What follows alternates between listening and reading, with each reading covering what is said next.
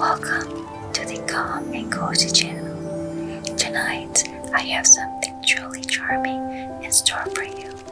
Get ready to be whisked away to a world of magic, love, and extraordinary transformation. Welcome to our special presentation of Beauty and the Beast. Once upon a time, in a small village nestled amidst rolling hills, lived a young woman named Belle. She had an insatiable thirst for knowledge and a heart full of kindness. Her days were spent immersed in books, dreaming of faraway places and magical adventures. In the outskirts of the village stood a grand castle, its turrets reaching towards the sky. Legends whispered of its mysterious past, tales of an enchantment that had befallen its inhabitants. Some believed it to be nothing more than a myth, while others spoke of a cursed prince who was trapped within its walls. Belle's father, Maurice, was an eccentric inventor, known for his imaginative contraptions. One day, as fate would have it, Maurice found himself lost in the thick forest surrounding the village. The wind howled and darkness enveloped the land. Seeking refuge, he stumbled upon the gates of the long-forgotten castle. With a mixture of trepidation and curiosity, Maurice pushed open the creaking iron gates, revealing an overgrown courtyard. Moonlight beat through the dense foliage, casting eerie shadows on the cracked cobblestones. He felt an inexplicable pull towards the castle, as if an unseen force beckoned him inside. Stepping over the threshold, Maurice found himself in the grand hall, adorned with faded tapestries and a chandelier that hung precariously from the ceiling. The air was heavy with a sense of forgotten memories and the passage of time. In the corner of the room, Maurice noticed a withered rose, its petals drooping with despair. Unbeknownst to Maurice, the castle was not abandoned. It was inhabited by enchanted objects, each possessing a unique personality. Lumiere, a debonair candelabra with a French accent, and Cogsworth, a fastidious mantel clock, were among the castle's lively occupants. They had longed for the arrival of someone who could break the curse that had befallen them. As Maurice explored further, he stumbled upon the beast, a fearsome creature with piercing eyes and a sorrowful expression.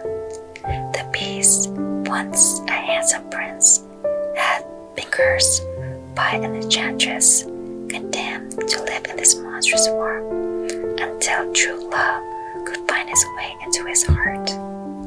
Filled with fear, Maurice tried to make a hasty escape, but before he could reach the castle's entrance, he found himself face to face with the beast once again.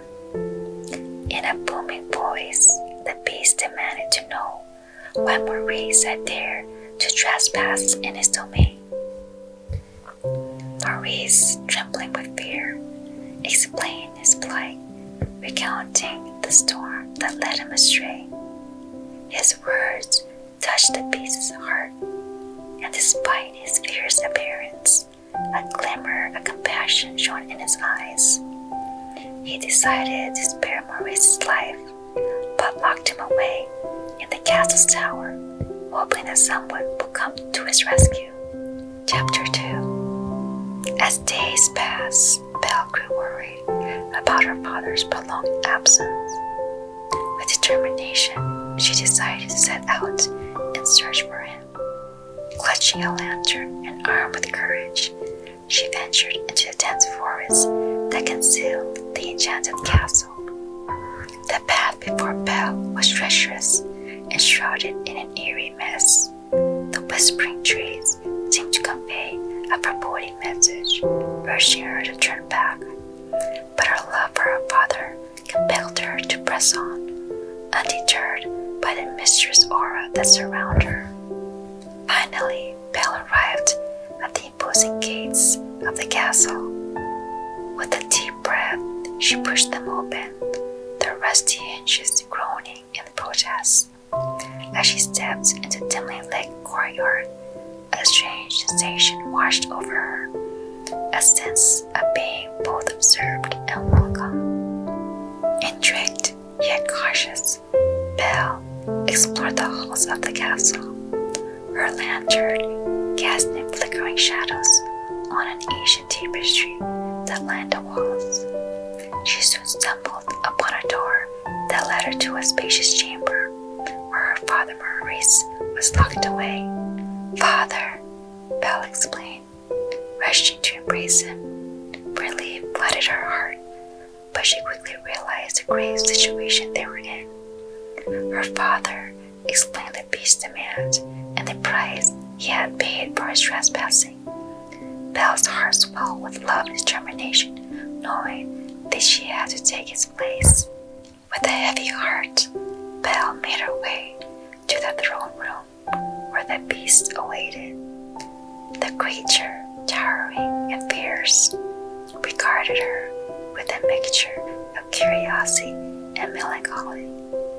Belle stood tall, her unwavering spirit shining through her eyes. "I have come to take my father's place," she declared, her voice unwavering. "If you will allow it, let him go and keep me instead." The beast, astonished by Belle's selflessness, contemplated her offer. He had grown accustomed to solitude and bitterness, but her acts of sacrifice touched a chord within him. Slowly he nodded, accepting her proposition, but only if Maurice promised to return home safely. Belle's heart ached as she bid her father farewell, promising to find a way to break the curse and return to him soon. She was led to a lavish guest room within the castle where she would reside as the beast's captive. Days turned into weeks, and Belle explored the castle's halls, growing acquainted with the enchanted objects that inhabited it. Lumiere's warm charm, Cogsworth's rigid but caring demeanor, and the nurturing presence of Mrs. Potts and her teacup sonship offer solace in the midst of her captivity. Chapter 3. Within the confines of the enchanted castle, a delicate harmony began to take shape between Belle and the beast. What had once been a relationship born out of necessity gradually transformed into something more profound, an unlikely bond built on understanding, compassion, and shared experiences. Belle discovered that the beast's fearsome exterior concealed a tormented soul.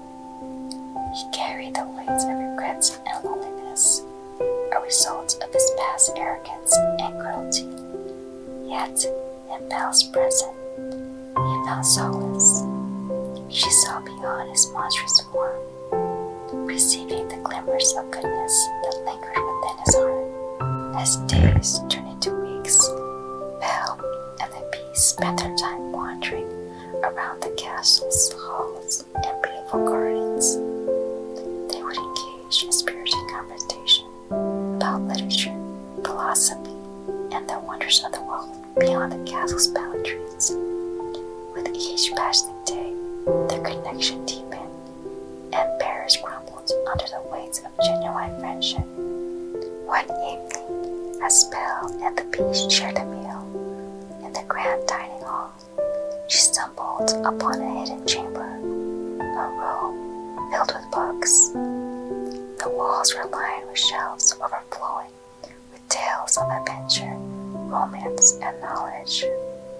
Belle's eyes lit up with pure delight, realizing that her love for books was not just hers alone. The beast shared her passion. In that cozy sanctuary, Belle and the beast would spend countless hours engrossed in stories, reading aloud to one another, and discussing their favorite characters and plots. The power of literature became a bridge that connected their hearts, allowing them to understand each other on a deeper level. But despite the growing affection between Belle and the beast, a lingering sadness loomed over the castle. Belle had discovered a magical rose hidden within the west wing, a rose that held the key to breaking the curse. Its petals, delicate and iridescent, represented the dwindling time left for the beast to find true love. Chapter 4. As the final petals of the enchanted rose began to fall, time grew scarce for Belle and the beast. The castle hummed with both hope and apprehension, for the fate of all who resided within its walls hinged on the beast's ability to break the curse. Belle, driven by unwavering faith in the power of love, stood by the beast's side. She recognized the immense capacity for goodness that dwelled within him and was determined to prove that love could conquer any curse. One evening, as Belle and the beast strolled through the castle gardens, they stumbled upon a magical fountain, a shimmering pool with waters that held the answers they sought. The fountain revealed glimpses of memories from the beast's past, his lost humanity, buried within layers of sorrow and regret. Witnessing the pain etched upon the beast's face, Belle took his hands in hers, her touch radiating warmth and tenderness. "You are more than the mistakes of your past," she whispered, her voice filled with conviction.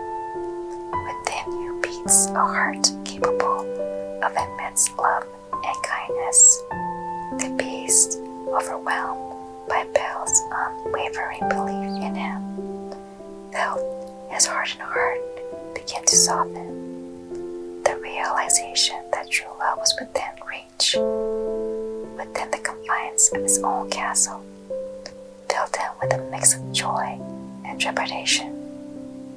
As the day of reckoning approached, the enchanted objects of the castle rallied behind Belle and the beast.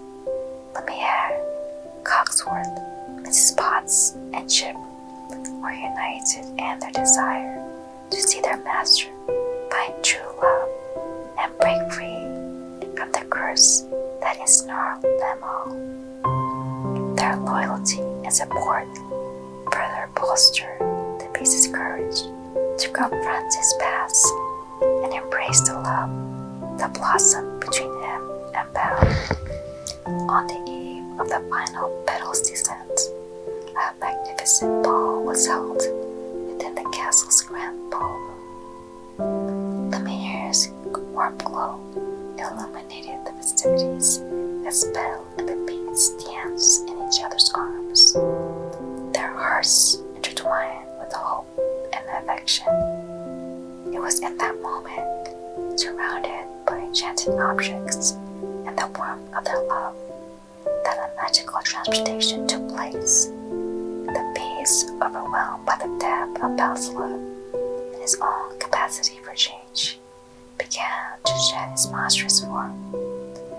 His claws receded, his fur turned into smooth skin, and he emerged as a handsome prince, his eyes shining with gratitude and love.